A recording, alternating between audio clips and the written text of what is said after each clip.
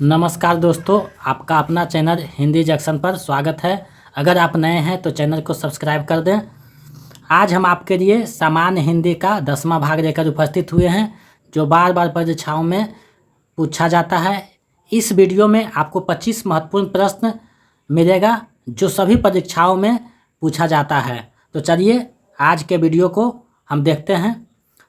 आज का पहला प्रश्न है, राम की शक्ति पूजा किसका प्रसिद्ध कविता है? आपको बताना है राम की शक्ति पूजा किसका प्रसिद्ध कविता है। विकल्प ए है जयशंकर प्रसाद, विकल्प बी है सुमित्रानंद पंत, विकल्प सी है महादेवी वर्मा और विकल्प डी है सूर्यकांत त्रिपाठी निराला। तो इसका सही आंसर विकल्प डी हो जाएगा, सूर्यकांत त्रिपाठी निराला। ये बहुत ही प्रसिद्ध कविता है जो सूर्यकांत त्रिपाठी निराला के द्वारा लिखा गया है। चलिए नेक्स्ट प्रश्न देखते हैं। आज का दूसरा प्रश्न है, निबंध सम्राट के नाम से कौन जाने जाते हैं? निबंध सम्राट के नाम से कौन जाने जाते हैं? विकल्प ए है रामविलास शर्मा, विकल्प बी है डॉक्टर नागेंद्र, विकल्प सी है मुंशी प्रेमचंद, विकल्प डी है आचार्य रामचंद्र शुक्ल। तो इसका सही आंसर आचार्य रामचंद्र शुक्ल हो जाएगा, जिन्हें निबंध सम्राट के नाम से भी जाना जाता है। चलिए नेक्स्ट प्रश्न देखते हैं। तीसरा प्रश्न है, मुंशी प्रेमचंद का प्रसिद्ध उपन्यास गोदान का प्रकाशन कब हुआ था? गोदान उपन्यास जो कृषक जीवन पर लिखा गया है उसका प्रकाशन कब हुआ था? विकल्प ए है 1930 ईस्वी में, विकल्प बी है 1936 ईस्वी में, विकल्प सी है 1934 ईस्वी में और विकल्प डी है 1933 ईस्वी में। तो इसका सही आंसर बी हो जाएगा, 1936 ईस्वी में गोदान का प्रकाशन हुआ था, जिसको कृषक जीवन का महाकाव्य भी कहा जाता है। ये बहुत ही प्रसिद्ध उपन्यास है। चलिए नेक्स्ट प्रश्न देखते हैं। चौथा प्रश्न है, सूरज का सातवां घोड़ा उपन्यास के रचनाकार कौन है? सूरज का सातवां घोड़ा उपन्यास के रचनाकार कौन है? विकल्प ए है फणीश्वरनाथ रेणु, विकल्प बी है धर्मवीर भारती, विकल्प सी है चतुर्सेन शास्त्री और विकल्प डी है मुंशी प्रेमचंद। तो इसका सही आंसर विकल्प बी हो जाएगा, धर्मवीर भारती का ये बहुत ही प्रसिद्ध उपन्यास है। चलिए नेक्स्ट प्रश्न देखते हैं। पांचवा प्रश्न है, अंग्रेज राज सुखसाज सजे सब भारी, पै धन विदेश चली जात यह अति ख्वारी। अंग्रेज राज सुखसाज सजे सब भारी, पै धन विदेश चली जात यह अति ख्वारी किसका प्रसिद्ध पंक्ति है? विकल्प ए है भारतेंदु हरिश्चंद्र, विकल्प बी है सुमित्रानंद पंत, विकल्प सी है जयशंकर प्रसाद और विकल्प डी है रामचंद्र शुक्ल। तो इसका सही आंसर विकल्प ए हो जाएगा, भारतेंदु हरिश्चंद्र का है, जो भारत दुर्दशा नाटक से लिया गया है। चलिए नेक्स्ट प्रश्न देखते हैं। छठा प्रश्न है, जयशंकर प्रसाद का प्रसिद्ध नाटक चंद्रगुप्त का प्रकाशन कब हुआ था? जयशंकर प्रसाद का प्रसिद्ध नाटक चंद्रगुप्त का प्रकाशन कब हुआ था? विकल्प ए है 1928 ईस्वी में, विकल्प बी है 1929 में, विकल्प सी है 1930 में और विकल्प डी है 1931 में। तो इसका सही आंसर विकल्प डी हो जाएगा, 1931 ईस्वी में चंद्रगुप्त नाटक का प्रकाशन हुआ था। ये बहुत प्रसिद्ध नाटक है। चलिए नेक्स्ट प्रश्न देखते हैं। सातवां प्रश्न है, प्रसिद्ध व्यंग प्रेमचंद के फटे जूते के रचनाकार कौन हैं? आपको बताना है प्रेमचंद के फटे जूते जो व्यंग है उसके रचनाकार कौन हैं? विकल्प ए है हरिशंकर परसाई, विकल्प बी है बेढब बनारसी, विकल्प सी है जयशंकर प्रसाद और विकल्प डी है विष्णु प्रभाकर। तो इसका सही आंसर विकल्प ए हो जाएगा, हरिशंकर परसाई का ये बहुत प्रसिद्ध व्यंग है और हरिशंकर परसाई का नाम व्यंगकार के रूप में बहुत प्रतिष्ठा के साथ लिया जाता है। चलिए नेक्स्ट प्रश्न देखते हैं। आठवां प्रश्न है, तुलसीदास भक्ति काल के किस धारा के कवि हैं? तुलसीदास जो है भक्ति काल के किस धारा के कवि हैं? विकल्प ए है राम भक्ति के, विकल्प बी है कृष्ण भक्ति के, विकल्प सी है प्रेम मार्ग के और विकल्प डी है ज्ञान मार्ग के। तो इसका सही आंसर विकल्प ए हो जाएगा, राम भक्ति के शाखा के कवि हैं तुलसीदास। इनकी बहुत प्रसिद्ध रचना है रामचरितमानस, जिसको 7 कांडों में बांटा गया है। चलिए नेक्स्ट प्रश्न देखते हैं।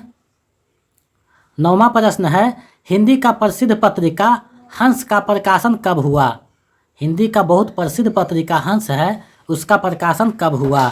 विकल्प ए है 1925 ईस्वी में, विकल्प बी है 1930 ईस्वी में, विकल्प सी है 1928 ईस्वी में, विकल्प डी है 1926 ईस्वी में। तो इसका सही आंसर विकल्प बी हो जाएगा, 1930 ईस्वी में इसका प्रकाशन हुआ था। और इसके पहले संपादक थे मुंशी प्रेमचंद। प्रेमचंद जो है इसके संपादक थे।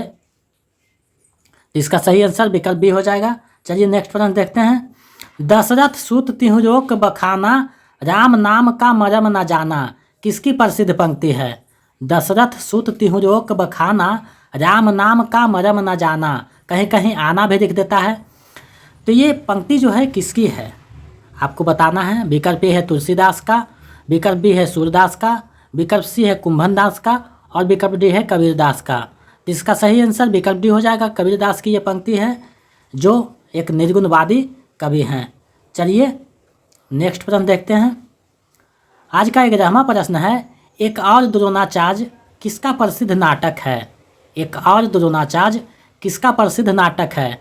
विकल्प ए है मुक्तिबोध, विकल्प बी है शंकर शेष, विकल्प सी है मोहन राकेश और विकल्प डी है जयशंकर प्रसाद। तो इसका सही आंसर विकल्प बी हो जाएगा।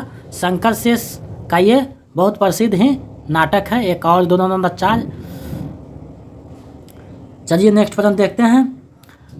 आप अंत तक वीडियो के अंत तक बने रहिए, बहुत महत्वपूर्ण प्रश्नों का ये सीरीज है ताकि एक भी प्रश्न नहीं छूट सके। 12वां प्रश्न है, जयशंकर प्रसाद के प्रसिद्ध काव्य कामायनी में कितने सर्ग हैं? ये बार बार प्रश्नों में पूछा जाता है, कामायनी में कितने सर्ग हैं? विकल्प ए है 16, विकल्प बी है 15, विकल्प सी है 14, विकल्प डी है 17। तो इसका सही आंसर हो जाएगा विकल्प बी, 15 सर्ग है। पहला सर्ग चिंता है और अंतिम सर्ग जो है आनंद है। तो इसका सही आंसर बी हो जाएगा, कामायनी में 15 सर्ग हैं।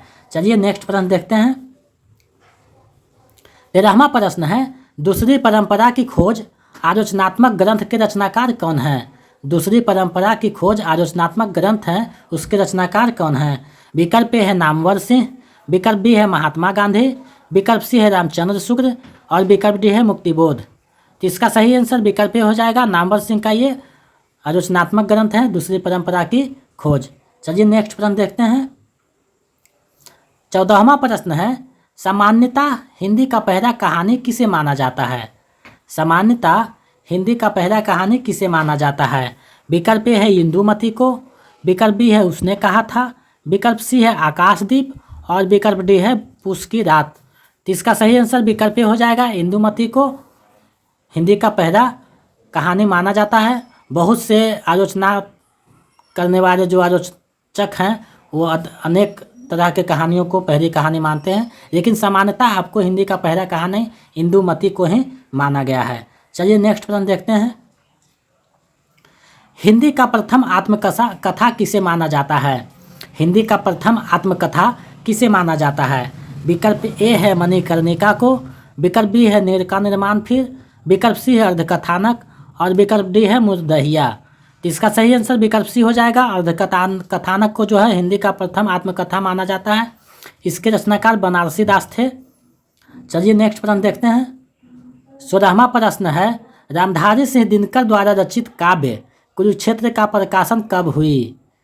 रामधारी सिंह दिनकर द्वारा रचित काव्य कुरुक्षेत्र का प्रकाशन कब हुआ था? विकल्प ए है 1940 में, विकल्प बी है 1942 में, विकल्प सी है 1945 में और विकल्प डी है 1946 में। तो इसका सही आंसर विकल्प डी हो जाएगा। 1946 में जो है 46 में रामधारी सिंह दिनकर की रचना कुरुक्षेत्र का प्रकाशन हुआ था। चलिए नेक्स्ट प्रश्न देखते हैं। 17वां प्रश्न है, कबीरदास के गुरु कौन थे? कबीरदास के गुरु कौन थे? विकल्प ए है माधवाचार्य, विकल्प बी है रामानंद, विकल्प सी है रैदास और विकल्प डी है रामानुजाचार्य। तो इसका सही आंसर विकल्प बी हो जाएगा। रामानंद जो है कबीरदास के गुरु हैं। चलिए नेक्स्ट प्रश्न देखते हैं। 18वां प्रश्न है, कबीरदास की भाषा को सधुकरी किसने कहा है? कबीरदास की भाषा को सधुकरी भाषा किसने कहा है? विकल्प ए है आचार्य रामचंद्र शुक्ल ने, विकल्प बी है डॉक्टर नगेंद्र ने, विकल्प सी है श्याम सुंदर दास ने और विकल्प डी है हजारी प्रसाद द्विवेदी ने। तो इसका सही आंसर हो जाएगा विकल्प ए, रामचंद्र शुक्ल ने कबीर के भाषा को सधुकरी भाषा कहा है। चलिए नेक्स्ट प्रश्न देखते हैं। 19वां प्रश्न है, नवाब राय किस साहित्यकार का एक अन्य नाम भी है? नवाब राय किस साहित्यकार का एक अन्य नाम भी है? विकल्प ए है हजारी प्रसाद द्विवेदी, विकल्प बी है जयशंकर प्रसाद, विकल्प सी है नामवर सिंह और विकल्प डी है मुंशी प्रेमचंद।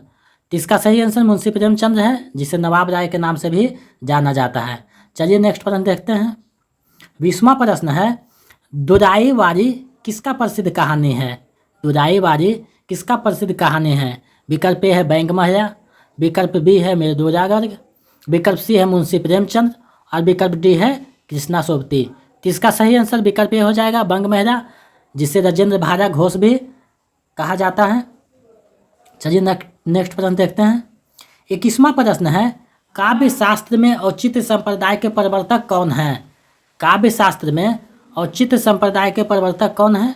विकल्प ए है क्षेमेंद्र, विकल्प बी है मम्मट, विकल्प सी है वामन और विकल्प डी है कुंतक। तो इसका सही आंसर विकल्प ए हो जाएगा, क्षेमेंद्र जो है औचित्य संप्रदाय के प्रवर्तक हैं। चलिए नेक्स्ट प्रश्न देखते हैं।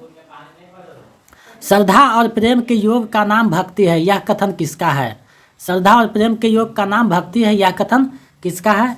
विकल्प ए है शिवपूजन सहाय का, विकल्प बी है हजारी प्रसाद द्विवेदी का, विकल्प सी है महावीर प्रसाद द्विवेदी का और विकल्प डी है आचार्य रामचंद्र शुक्र का। तो इसका सही आंसर विकल्प डी हो जाएगा, आचार्य रामचंद्र शुक्र का ये कथन है। चलिए नेक्स्ट प्रश्न देखते हैं। 23वां प्रश्न है, आधुनिक हिंदी के पितामह किसे कहा जाता है? आधुनिक हिंदी के पितामह किसे कहा जाता है? विकल्प ए है रामचंद्र शुक्र, विकल्प बी है महावीर प्रसाद द्विवेदी, विकल्प सी है भारतेंदु हरिश्चंद्र और विकल्प डी है बालकृष्ण भट्ट। तो इसका सही आंसर भारतेंदु हरिश्चंद्र हो जाएगा, विकल्प सी भारतेंदु हरिश्चंद्र जो है आधुनिक हिंदी के पितामह कहे जाते हैं। चलिए नेक्स्ट प्रश्न देखते हैं। 24वां प्रश्न है, प्रेमचंद्र की सभी कहानियों का संग्रह किसमें प्रकाशित किया गया है? संग्रह किसमें किया गया है? सभी कहानियों को संग्रह किसमें किया गया है? विकल्प ए है अनामिका में, विकल्प बी है यामा में, विकल्प सी है मानसरोवर में और विकल्प डी है चिंतामणि में। तो इसका सही आंसर विकल्प सी हो जाएगा, मानसरोवर में जो है प्रेमचंद्र के कहानियों का संग्रह है, जिसका 8 भाग में प्रकाशन किया गया है। मानसरोवर का 8 भाग है। चलिए नेक्स्ट प्रश्न देखते हैं और इस वीडियो के अंतिम 25वां प्रश्न है और इस वीडियो के अंतिम प्रश्न है, अनामिका किसका प्रसिद्ध काव्य संग्रह है? अनामिका किसका प्रसिद्ध काव्य संग्रह है? विकल्प ए है मैथिली शरण गुप्त, विकल्प बी है श्याम सुंदर दास, विकल्प सी है जयशंकर प्रसाद और विकल्प डी है महादेवी वर्मा। तो इसका सही आंसर हो जाएगा, यहाँ गलत लिखा गया, महादेवी वर्मा का निरारक कर लीजिए, निरारा। तो इसका सही आंसर विकल्प डी हो जाएगा, निरारा जो है अनामिका जो है काव्य संग्रह इन्हीं का है, निरारा का। तो इसका सही आंसर डी हो जाएगा, निरारा। ये आप लोगों के क्वेश्चन है जिसका जवाब आप लोग कमेंट सेक्शन में दीजिएगा। रामचरितमानस को लिखने में कितना समय लगा? रामचरितमानस को लिखने में तुलसीदास को कितना समय लगा? इसका जवाब आप लोग कमेंट सेक्शन में दीजिएगा, ताकि हम समझ सकें कि आप लोग भी पढ़ाई कर रहे हैं। और अगर हमारे पिछले वीडियो देखना चाहते हैं तो डिस्क्रिप्शन में इसका लिंक दिया हुआ है, जो हमारे पुराने सभी वीडियो दिया हुआ है। और अगर आप नए हैं तो चैनल को सब्सक्राइब कर दें, ताकि मैं इसी तरह महत्वपूर्ण प्रश्नों की श्रृंखला को लेकर आपके समक्ष उपस्थित होता रहूं। बहुत बहुत धन्यवाद।